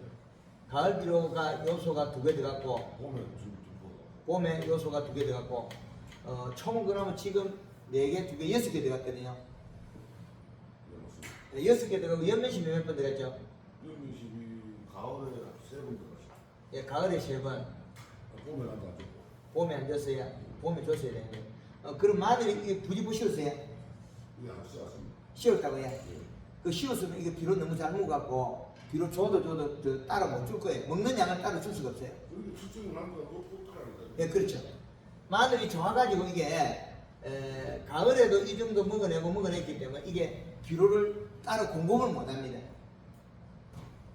마늘이 최고 비료 한 10포까지 먹어내는데 이게 비료 따로 줄 수가 없어요. 그래서 마늘에 밑비료를 많이 줄여야 되거든요. 밑비료, 올코팅 저거를 영천에서는 밑비료 올코팅 5개 넣고 요소 2개 넣고 여기다가 유황칼슘이었는데 그런 거 쓰지 마라 그랬거든요. 100평에 9개 들어갔거든요. 그 다른 비료하고. 그래서 이 비료가 여기에서 딱 올코팅이 들어가서 밑에서 받쳐주면 그 위에 추비라도 견디내는데 지금 추비를 해갖고는 마늘이 먹는 양을 우리가 따로 공급을 못해요. 마늘이 먹는 양을 우리가 아무리 자주 줘도 줄 시간이 없어요. 따로 못 줘요. 그럼 지금 상당히 좋다는 거죠. 지금 이 정도 먹었으면. 마늘 좋습니다. 예. 그 24일날 사무실에 강의할 때 그 의령에서 가져온 마늘이 코끼리 마늘만 그 가져온 거 유튜브 영상이 있습니다. 맞습니다. 봤죠? 다르죠? 차원이. 그 정도 됩니다. 그럴 때 그러면 지금부터 엄청 비료 먹는 따로 줄 수가 없어요. 그리고 헛골에다가 100평에 한 포 지금 가서 또 하이소. 논마늘입니까? 논마늘이면 지금 헛골에 요소를 한 포씩 충분히 해져 있어. 그러면 마늘이 충분히 먹을 수 있는 그 되는데 헛골에 100평에 요소 한 포를 흩어도 그것도 많지 않다. 한 포반까지 지금 해도 됩니다. 헛골을 빨리 줘라. 헛골을 주는 기시까지 올라갑니다. 헛골을 주고 헛골에 끼 몸으로 빨리 들어가거든. 우리 고추밭에서 헛골을 주라 하잖아요. 그 마늘 헛골에 비료 주고 위에 두둑에 주고 하면 좀 낫는데 두둑에만 줘갖고는 위에 그 두둑에만 줘갖고 비료 따라 줄 수가 없어요. 너무 빨리 먹으니까. 그래서 지금 그거 잘 키워가지고 내년에는 마늘을 하신다면 부직포 덮었다가 삐끼 가지고 비료 주고 연면시비 하고 그 다음에 다시 부직포로 핀을 꽂아 눌러놨다가 다시 덮어라. 다시 덮어가지고 또 키우라. 그럼 병이 어떻게 오냐면 일행만 안 맺으면 병이 안 오니까 덮어가 최대한 많이 키워가지고 다 수확을 해라. 최대한 늦게 삐게 돼. 완전히 꽉 찰 때까지. 이래 하우스가 될 때까지 마늘을 더 키우라는 거예요. 3월 10며칠까지 될 수 있는 키워서 최대한 많이 키워가지고 헛골에 비료를 따라 두둑에는 비료를 따라 도저히 줄 수 없으니까 헛골에 비료를 줘라. 그리고 지금 마늘이 아마 절간이 좁을 거예요. 짤막짤막. 그렇죠. 비료를 충분히 먹으면 마디가 좁아져요. 비료 적게 주면 마디가 늘어져 버려요. 키를 키우고 햇볕을 올라가는 성질이 있거든요. 우리가 복숭아가 도장지가 나면서 마디가 길어지는 건 비료가 작아서 그래요. 마디가 쫌쫌한 거는 비료가 충분하면 마디가 짧아진다. 그 다릅니다. 예, 그 하여튼 마늘은 잘해 주시는데 앞으로 지금 비료를 따로 못 줄 거예요. 그래서 헛골에 주세요. 헛골에 비료 최대한 주고 마늘을 좀 빨리 키가 빨리 쳐내라. 그렇게 실패 안 한다. 예, 또 다른 거 질문해. 토양 농사 하고 있는데요. 예, 제가 보여드릴까요? 예.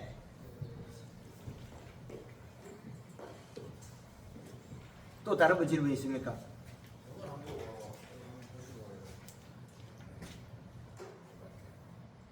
지금 우리가 지금 그 pH가 상당히 알칼리 나오거든요. 이 흙을 팔 때 어떻게 파십니까? 그 흙을 걷어내십니까? 아니면 그냥 이렇게 두부처럼 따라가세요? 흙 갖다 줄 때. 그래서 걷어내고 그냥 합을 한장 파갖고. 그럼 다 가짜입니다. 그 pH가 안 맞게 나와요. 토양 분석표에 우리가 토양 분석할 때 옛날에 그 우리 이런 농업이 그 외국에서 전업될 때 논쓰레질 할 때 그 방식을 지금 배우고 있는 거예요. 우리나라 공무원들이 안 해서 그래요. 지금은 표면에다가 비료를 이식가서 많이 주고 있기 때문에 흙을 뜰 때 끄부지기만 끄어내고 그 다음에 이거 파이프로 두드려 박든지 50mm 파이프 탁 박든지 안 그러면 흙을 요렇게 떠가야 돼. 두부처럼 요렇게 떠가야 돼. 이걸 잘라내고 요걸 가지고 그 알칼리가 된 땅들이 많이 나와요. 그럼 지금 pH가 7점대 넘는 게 나오잖아요. 이때까지 석회를 한 번도 안 줬어요? 예? 석회를 한 번도 안 줬습니까? 석회에. 아, 저는 석회는 좀 좋죠. 전에 복숭아 나무 심기 전에. 그러면 석회가 있어야 되는데 석회가 없다 소리 안 해도 요 거덕을 많이 걷어내고 들어가는 수가 있어요. 그리고 이제 이런 상태에 있을 때 지금, 예. 이제 지금 현재 그 pH는 볼 필요 없고 이걸 어떻게 주느냐 이 말입니다. 요대로 요소비료. 그 요소비료 가지고 농사 지으면 됩니다. 그럼 요소 비료를 그 100평당 한 얼마나 줍니까? 아까 이야기한 여기 있네. 여기에 적절히를 주화를 좀 확인 좀 해주십시오. 요거야. 이거는 다 이제 요소만 주고 농사 지으면 됩니다. 적절히는 좀안 되잖아요. 예? 특징이 좀안 되잖아요. 코팅 배추도 괜찮습니다. 그거는 일부 조금 더 어쩔 수 없이 사용할 때가 있었거든요.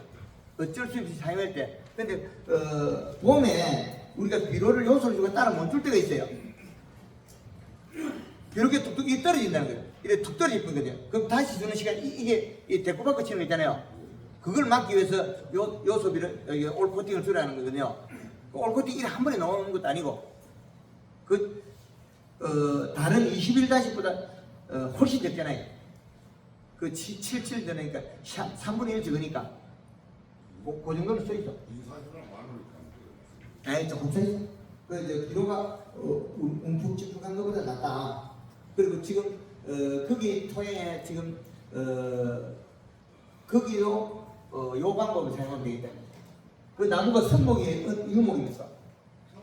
성목이면 바닥이 좀 갈리기도 약간 치질성 치질. 네, 말씀 듣고 예. 갈리기를 하면 이제 쳤어요. 근데 갈리기 치는 거 많이 나가요. 네, 조금만 더 하면 됩니다. 그 물리성만 고기만 비료여야 되는데 그걸 로타리 치고 난 다음에 비료 뿌리는 게 아니고 비료 뿌리 넣고 로타리 치는 게 맞습니다. 그래 땅 속에 비료가 좀 들어가거든요. 근데 로타리를 지나놓고 비료하면 그거는 좀 한 번 정도의 그 약간 손실을 막아내자고 비료를 뿌리 놓고 로타리 치는 게 더 좋다. 그러면 지금 그 물을 자주 줄 수, 물은 어떻게 점적인 거 풀릅니까? 이렇게. 그냥 분소수로 분소수 주면 그 비료, 뭐 요소 비료 뿌려줘도 되겠네. 네, 그렇게 하면 되겠습니다. 강기가 마정도로 그 공기를 저 분리 기절 때 비료를 주고 나서 예. 강기가 어느 정도에서 요소 비료를 줘야 되나요? 그건 저도 모르는데, 요놈한테 물어봐야 돼. 예. 요놈한테 물어봐야 되고, 그래도 하기 전에도 물어보고, 측정기한테 물어보면 되겠습니다. 그리고 잎이 나면 잎색을 가지고, 제가 분류하는 방법 가르치겠죠. 잎색을 보고 일액을 맺느냐 안 맺느냐, 진녹색이냐, 연하냐, 그 색을 보면 색깔을 분류해요. 그래서 유튜브에 다른 강의 내용들도 많이 있지 않습니까? 그 내용들을 활용하면 더 좋다. 그래서 우리 지역에 이 산업을 안착을 시키려면 다른 데서 안정화되어 있다는 말씀을 드렸죠. 세 사람 정도의 프로가 만들어졌다는 거. 실질적으로 다음에 기회가 되면 현장 강의 때 그분들이 일비를 들으서라도 시간이 되면 우리 저 프로 만들어낸 분들을 섭외해서 한 번씩 여기 그 복숭아 밭에서 현장 강의를 하는 것도 괜찮아요. 그래서 그때가 시간을 맞춰서 저도 참여해서 그분들이 다 우리가 그 프로 된 분들이 복숭아의 그 실력을 마스터한 분들이 다 가르쳐주고 그 다음에 마지막에 제가 잠깐 호평만 해주면 되거든요. 그래서 실질적으로 사용하는 프로가 된 우리 그 선도 농가들보다 제가 어떨 때는 실력이 좀 떨어질 때가 있습니다. 그 부분 감안하셔야 될 겁니다. 저는 큰 틀을 개발해 가지고 계속 현장 취재해 주는 사람이지 현장에서 세세하게 일어나는 걸 정확하게 꼭 집어내 가지고 일부 부족한 부분도 있습니다. 근데 전혀 생소하다 보니까 저만 잘하는 걸로 알 수도 오인될 수 있다.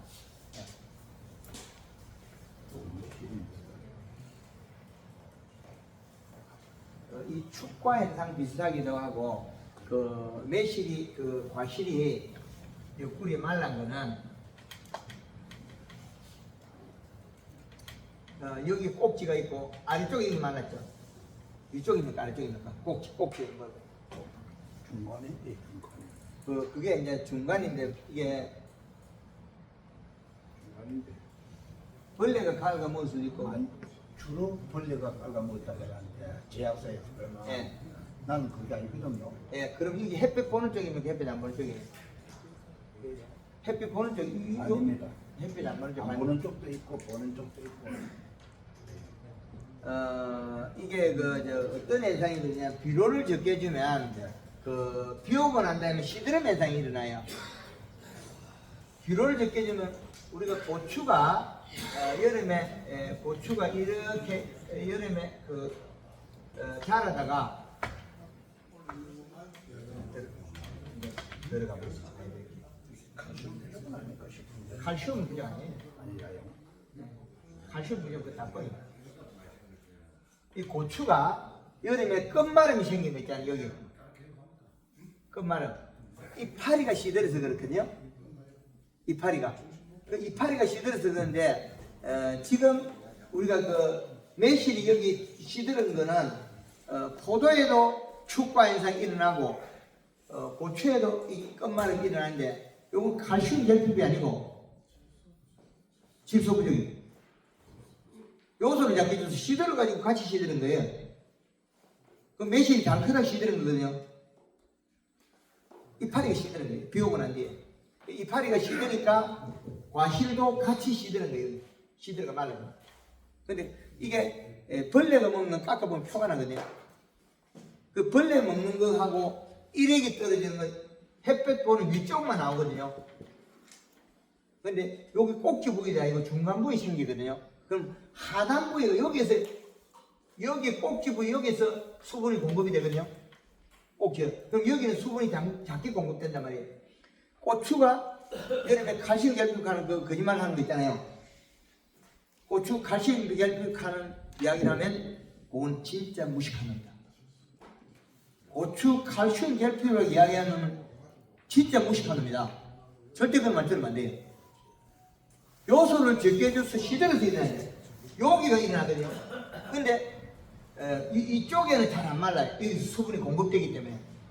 지금 매실도 여기서 보면 여기 꼭지가 있는데 여기 끝단에 말랐거든요. 그럼 매실도 비료가 작아서 비 오고 난 뒤에 시들어서 그래요.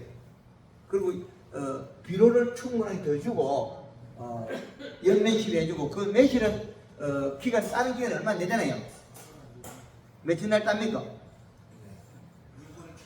6월 초에 따야 6월 초에 따면 이거 석 달 가니까 줘야 되나 말아야 되나 뭐 요소 비료분 줘도 되겠네. 예, 그 퇴비 줍니까 아닙니까 매실? 그게 주 원인이. 퇴비 자주 주면 그 농사 망쳐요. 퇴비는 2월 말 중에 안 주고 뭐 그렇든 말든 그게 이제 소금은 소금이에요. 퇴비 많이 주면 농사 안 됩니다. 관람에 칼라랑 머리 쓸 때요. 예, 절대로 칼슘 원제를 사용 안 해도 됩니까? 절대 씁니다. 요 안에 들어있잖아요 칼라. 절대로 사용 안 해도 되네요. 다 안 씁니다. 그 지금 그 매실밭이 양다리입니까 금다리입니까? 양지에 양지편에 그게 매실이 그 왕성하게 크면서 일어날 수도 있어요. 그래서 비료 더 주면 그거 안 일어나요. 5월 그렇죠. 그때 줬던 비료가 없어서 그래.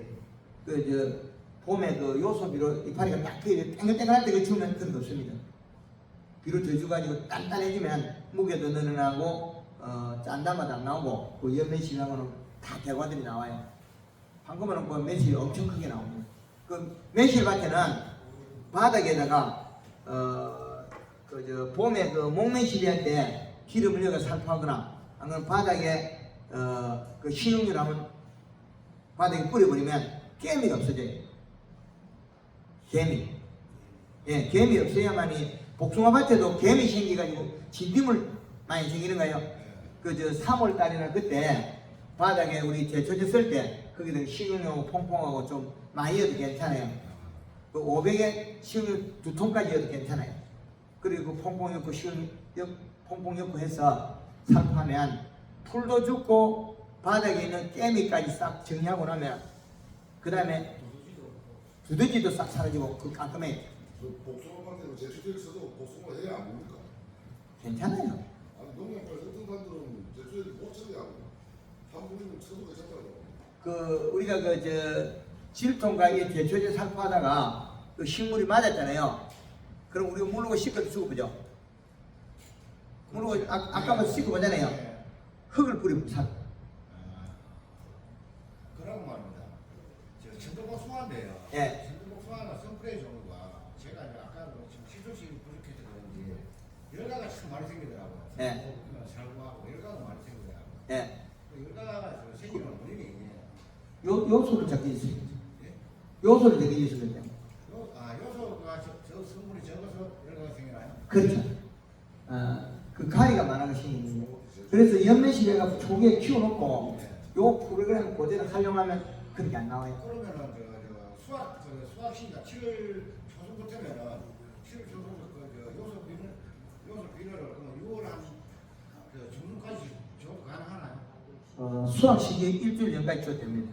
일주일 전까지요? 예, 그게 비료 작으면 복숭아 따다가도 줘야 돼요. 복숭아 따다가도 줘야 돼요.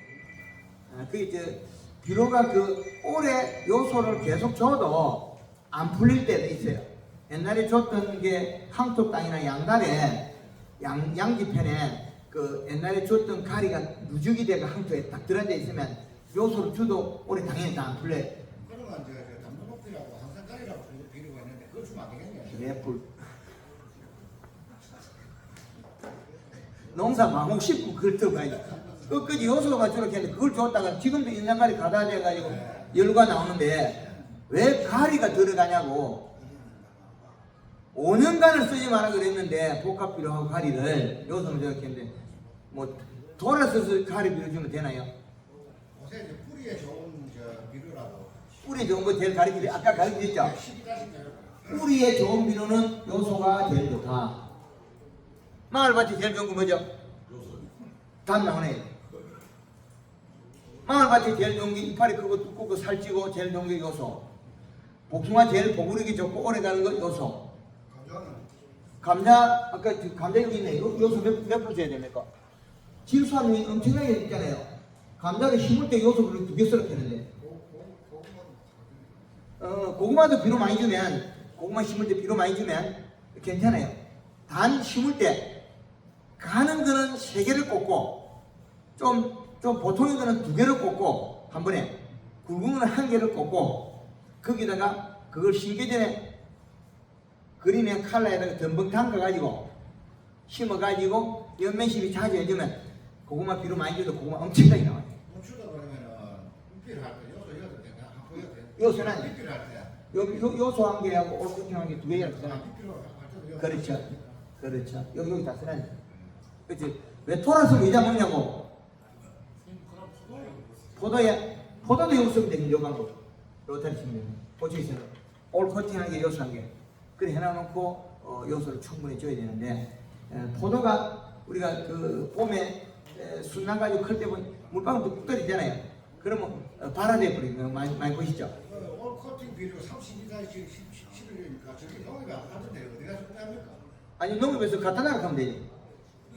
저 한국말로 사는 마음 듣고 그런 사람이 없더라고. 그럼 농협에 갖다 나가면 되지.